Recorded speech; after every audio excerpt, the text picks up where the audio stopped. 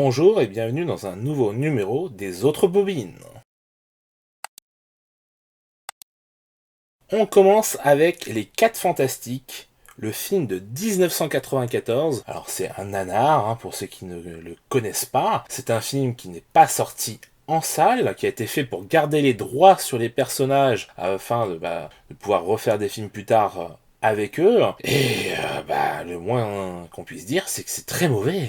Mais alors, j'ai rarement vu un film aussi mauvais. Pour moi, c'est une véritable catastrophe. En plus, il y a des choses qui sont pas ouf moralement. C'est-à-dire que le Monsieur Fantastique est bien plus âgé que Susan Storm, que du coup, au début, lui, il doit avoir 20 ans, et elle une dizaine d'années, et ils sont là en mode elle est amoureuse de lui, machin et tout, et donc 10 ans plus tard, quand du coup elle est adulte et que du coup là tout va bien dans le meilleur des mondes, ben ils vont se mettre ensemble. Et là tu fais ouais, alors comment ça se fait qu'il était ami avec eux quand ils avaient une dizaine d'années, alors que lui il avait 10 ans de plus, et que ensuite quand elle devient adulte, baf, voilà, c'est un peu glauque, franchement c'est un peu glauque.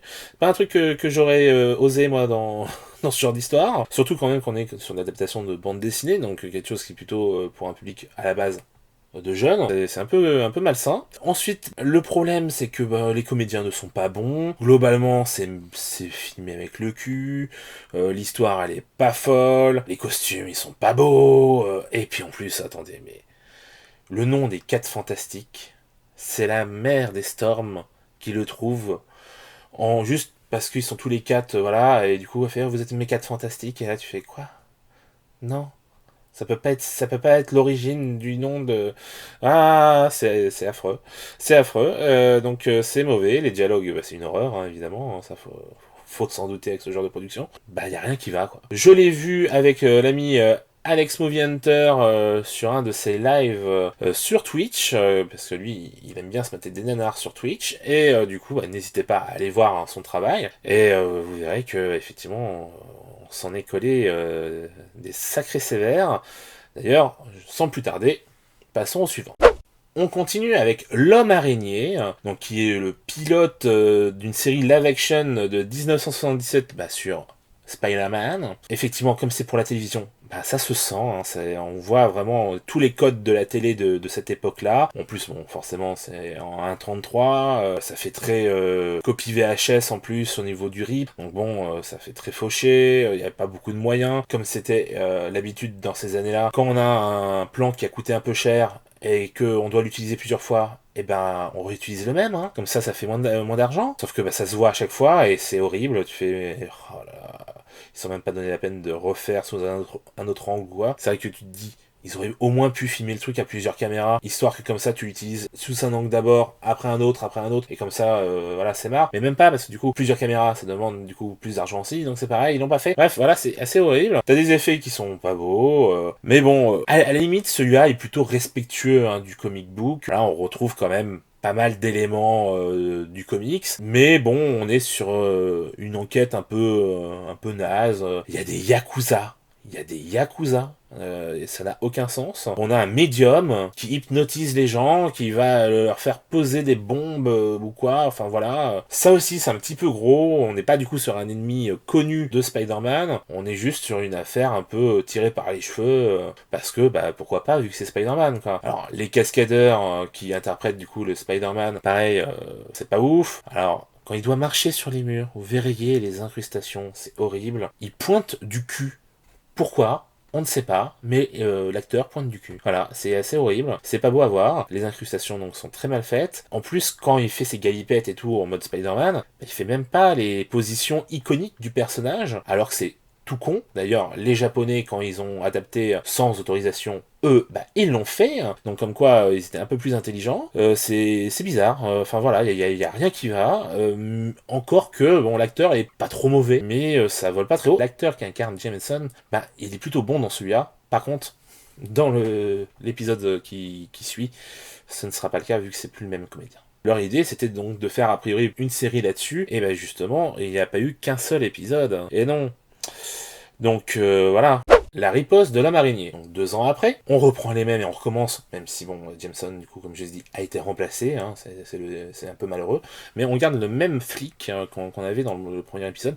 Donc le flic forcément est important, étant donné que ça va être finalement un peu le Gordon de Spider-Man, hein, parce que à chaque fois qu'il va devoir résoudre une enquête, il va ensuite refiler le bébé aux forces de l'ordre. Et forcément, on voit aussi l'enquête justement de la police en même temps, en parallèle, qui en général piétine. Souvent d'ailleurs, on va voir que le Peter Parker va être un peu trop souvent proche de ces affaires-là. Alors même si les journalistes, hein, ça pourrait faire la blague, mais bizarrement, pour eux, ça ne tient pas debout, même si les journalistes, qu'ils soient présents ou quoi. Donc voilà, bon, il faut pas chercher à comprendre. Là, du coup, ça part encore un peu plus loin, parce que du coup, New York, c'était peut-être pas assez bien pour eux, ou trop cher, et du coup, on va avoir beaucoup de l'action qui va se dérouler à LA, à Los Angeles, et les décors sont pas ouf, on voit que c'est des trucs qu'ils ont récupérés de d'autres plateaux de télé ou quoi, qui sont pas terribles. Les chorégraphies de combat sont honteuses, il n'y a pas d'autre mot. Et puis là, on sait pas ce qui s'est passé, mais au niveau technique, ça va pas du tout. L'image, elle est quasiment tout le temps cramée, c'est beaucoup trop blanc, avec des fortes lumières et tout, c'est horrible. Les dialogues, comme sur le précédent, c'est une honte, c'est n'importe quoi. En plus, dans cet épisode-là, beaucoup de sexisme, et le rythme toujours aussi au ras des pâquerettes, hein, ça ne va pas, hein, tout va à 2 à l'heure dans les 2 épisodes. Qu'est-ce que c'est chiant. Et donc, non, celui-là est encore plus mauvais que le premier, donc vraiment à éviter.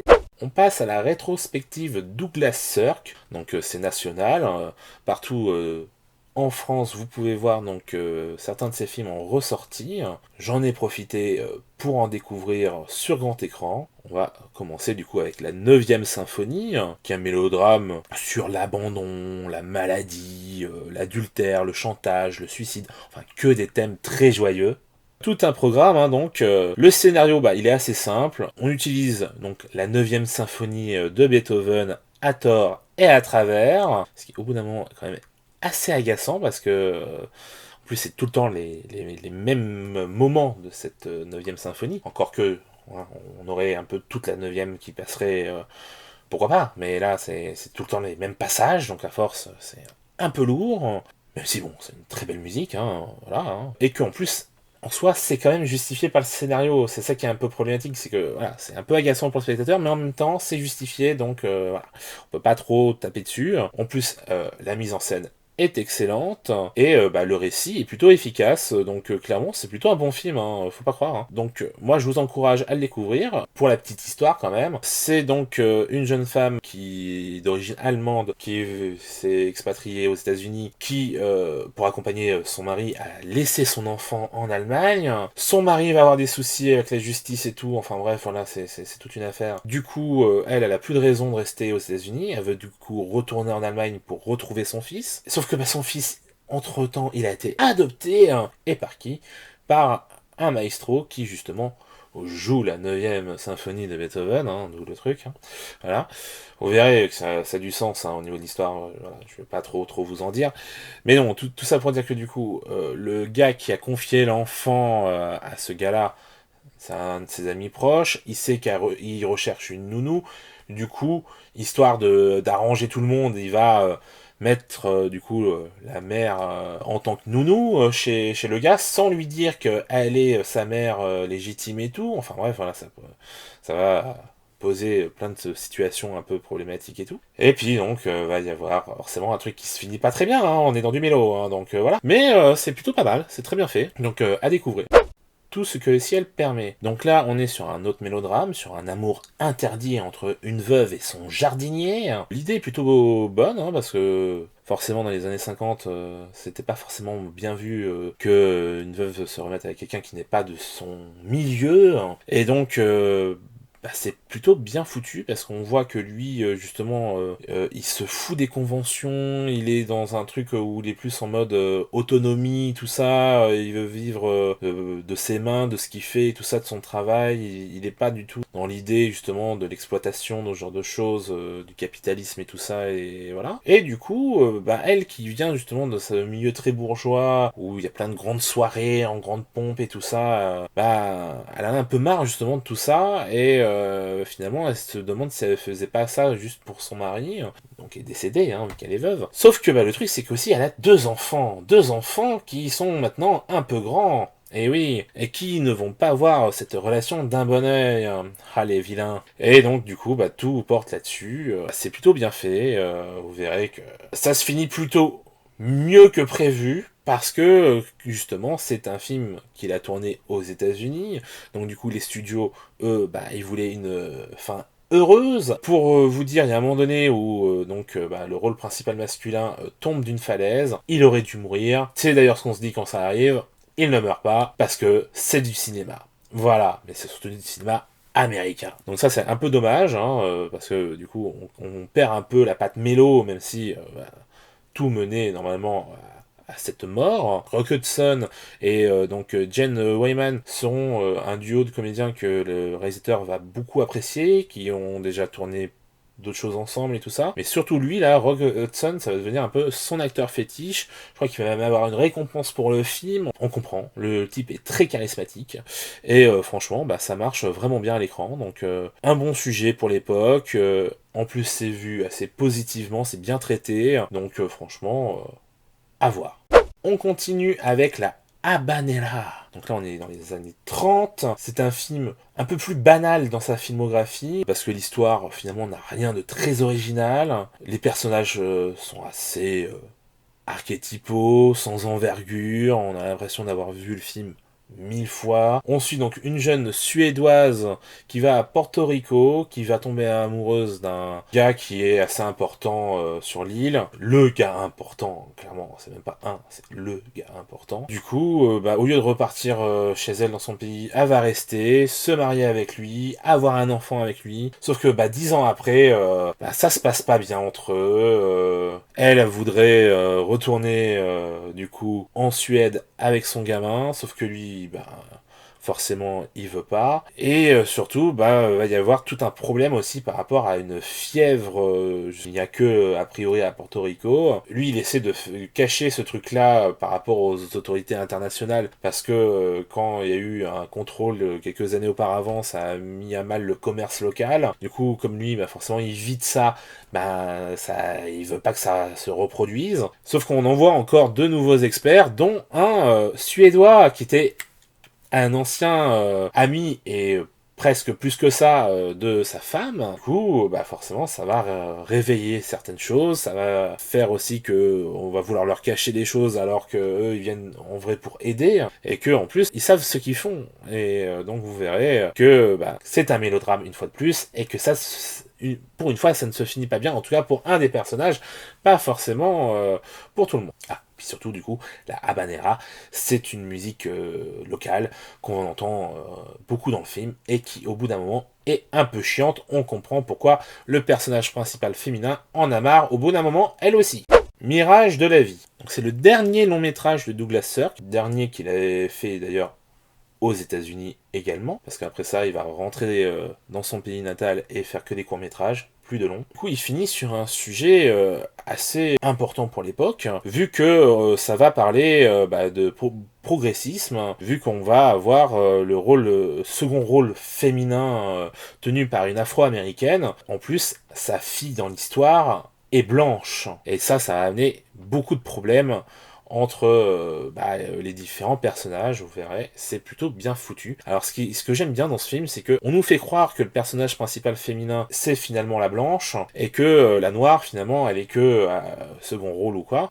Quelque part, je trouve que les deux femmes ont une fille, faut savoir aussi, et que elles vont finalement s'entraider, vivre ensemble, machin et tout. Et finalement, moi je trouve que c'est presque plus la noire et sa fille au niveau de l'histoire qui a plus d'importance, parce que l'autre finalement va plus être là pour l'aider, pour justement permettre que elle ne finisse pas entre guillemets dans le caniveau, et faire en sorte que du coup elle ait une vie plutôt stable, ce qui permet qu'on puisse continuer à suivre leur histoire au fur et à mesure des années. Il n'hésite pas d'ailleurs à taper sur le monde du cinéma et du théâtre, en montrant que aussi bien les agents, les producteurs, les réalisateurs sont pas forcément des gens bien à tout niveau, que quand on est une fille afro-américaine mais blanche, déjà on a pas mal subi de moqueries, de choses et tout ça avant qui font que du coup on peut vite devenir une personne plutôt mauvaise. Clairement ça peut se comprendre, hein. Mais du coup il y a vraiment tout un truc là-dessus sur les rapports mère-fille à ce niveau-là qui sont très intéressants, sur les choix de vie qu'elle va faire, de mentir justement sur le fait qu'elle est afro-américaine, vu qu'elle a la peau blanche, elle veut pouvoir vivre comme une autre blanche et ne pas du coup avoir tous les inconvénients d'être afro-américaine.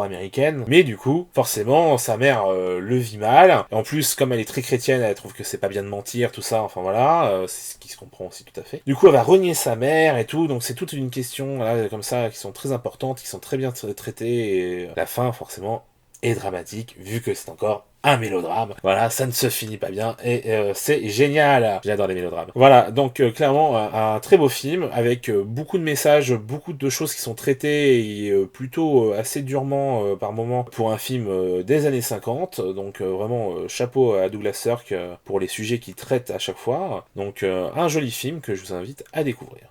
Arbitrage. Alors, il s'agit d'un film dramatique qui cherche à se donner des airs de grands films, voilà, avec un casting assez conséquent, hein, avec notamment donc, du Richard Gere, Suzanne Sarandon, Tim Roth, entre autres. Voilà. Donc là, c'est l'histoire d'un homme d'affaires crapuleux qui veut revendre sa société, mais sauf que le gars, il a fait du détournement de fonds et tout ça, donc forcément, il veut tricher sur le bilan comptable. Or, sa fille se gère de la comptabilité normalement et tout ça, donc du coup, on lui cache des choses à sa fille. Sauf que elle, du coup, ça risque de foutre en l'air sa carrière. Forcément, la mère, apprenant tout ça, elle va pas vouloir laisser faire, elle va y avoir du chantage dans l'air et tout ça, enfin bref, voilà. C'est ce genre d'histoire, c'est assez commun, hein, finalement. C'est pas vraiment ouf. Déjà l'enquête elle est pas folle. En plus il va y avoir, en plus de ça, un accident qui fait que sa maîtresse ça va mourir. C'est-à-dire on le voit gros comme une montagne. Et du coup ça va lui retomber dessus et tout. Et c'est comme ça que justement il va y avoir chantage. Bref, vous verrez. À force, c'est limite ça ne devient pas risible tellement tous les trucs sont trop gros, mal amenés et tout ça. Donc du coup, moi je conseille pas. Hein. C'est pas un très bon film. Et en plus, le gars qu'on suit depuis le début, hein, interprété donc par Richard Gere, c'est plutôt un enculé, donc bof bof bof quoi. La route d'Eldorado, c'est un film d'animation des studios DreamWorks. Tout est dans le titre, on va à la recherche de l'Eldorado et on veut trouver son or. Donc on suit deux bandits qui essayent de s'enrichir. C'est plutôt sympa, plutôt fun, on va les prendre pour des dieux, voilà. Et puis finalement, le maire qui avait l'air d'être hyper crédule, finalement ne l'est pas tant que ça. C'est plutôt sympa justement de voir qu'il y a des petits retournements de situation comme ça qui sont bien amenés. Bon, moi les musiques, j'en suis pas très fan, je les trouve pas dansantes, même si au niveau de ce qu'elles racontent, elles sont pas inintéressantes, hein. Mais du coup, c'est vrai que comparé à d'autres films du genre, ça marche un peu moins à ce niveau-là. Par contre, c'est très joli, on retrouve un univers graphique bien maîtrisé et tout, et finalement il y a une notion de sacrifice et tout qui va apparaître sur la fin, qui est plutôt bien vue, qui marche bien, alors qu'au départ c'est quand même censé être des arnaqueurs et tout, donc c'est plutôt sympa de voir qu'ils changent entre guillemets au contact de cette population, et donc c'est vraiment intéressant et plutôt fun. Donc moi je vous encourage à le découvrir si ce n'est déjà fait, parce que c'est drôle et épique. On poursuit avec Ariane de Billy Wilder, donc avec Gary Cooper et Audrey Hepburn, et aussi Maurice Chevalier entre autres. Beau casting pour un film donc, de 1957 en noir et blanc, alors que la couleur était déjà présente. Donc ça se passe à Paris et on suit donc un détective privé qui est censé enquêter donc forcément sur une femme qui aurait un amant et tout ça, voilà. Forcément, lui il connaît un peu tout le gratin qui justement se tape des femmes à tort et à travers alors qu'il ne devrait pas. Et donc il va vite trouver de qui il s'agit, tout ça. Et donc tout ça forcément il recense ensuite toutes ses enquêtes dans des dossiers. Il a une fille qui est au conservatoire et qui est férue justement de lire ses dossiers, se le permet, même si elle n'a pas vraiment le droit. Du coup, elle va s'impliquer dans une de ces enquêtes où, pour sauver l'amant, elle va se faire passer pour la maîtresse à la place de la vraie maîtresse, histoire que le mari qui est cocu ne descende pas, l'amant. Il va y avoir un rapport entre les deux, ils vont au fur et à mesure l'un tomber amoureux de l'autre, et ainsi de suite, bref, voilà. C'est vachement sympa, c'est très bien fait, surtout que au départ, elle se joue beaucoup de lui, parce qu'elle lui dit pas qui elle est réellement, et tout, elle lui fait croire des choses, et c'est plutôt marrant, parce qu'elle va lui faire tourner la boule, et ça c'est plutôt sympathique, voilà. Donc un film vraiment très très beau au niveau du noir et blanc, hein. Faut savoir que il a fait appel justement à un directeur de la photographie qui avait l'habitude du noir et blanc, et donc c'est pas pour rien s'il a fait ce film en noir et blanc, pour le rendre justement intemporel, voilà, en faire un grand film, et ça marche. Donc l'histoire est simple, mais efficace. La BO est assez entêtante, d'ailleurs il a fait venir un groupe qui va jouer tout le temps dans le film et tout, donc ça c'est plutôt sympa, c'est plutôt marrant. Les robes aussi de Hepburn sont faites par un grand couturier qui justement pensait avoir affaire à l'autre Hepburn et finalement va beaucoup sympathiser avec elle et lui filer en avant-première sa prochaine collection pour le film, alors que ça ne se fait pas du tout normalement. C'est génial parce que du coup ça permet que justement des superbes costumes et ça rend super bien parce que comme elle a une ligne parfaite, tout lui va. Donc pas besoin d'être top modèle, hein. C'est drôle, c'est efficace, voilà, c'est à voir. Portrait d'un homme à 60% parfait, Billy Wilder. Donc il s'agit d'un documentaire sur Billy Wilder. C'est un documentaire en plus français, parce que du coup, le gars qui va faire l'interview est français. Alors, en plus, il faut savoir que du coup, Billy Wilder parlait français. Donc du coup, c'est plutôt sympa à ce niveau-là. On n'a pas besoin de tout le temps lire des sous-titres ou quoi, mais bon, c'est plutôt cool. Ils sont assez proches finalement, on a l'impression, quand il y a des moments d'interview. Et il raconte des trucs assez dingues d'ailleurs. Il y a des anecdotes sur différents films, mais aussi sur des gens du cinéma, tout ça. Enfin voilà, c'est assez franc du coup, hein. On n'est pas sur de la langue de bois. Hein. Et on voit que finalement, c'était un homme assez simple qui disait les choses comme elles étaient selon lui. Et du coup, c'est un document assez passionnant pour tous les amoureux de cinéma, parce que vous allez vraiment apprendre des choses sur le cinéma, sur d'autres films qui ont été faits, tout ça, sur des gens qui travaillent dans le milieu du cinéma et tout ça. Donc c'est passionnant à voir.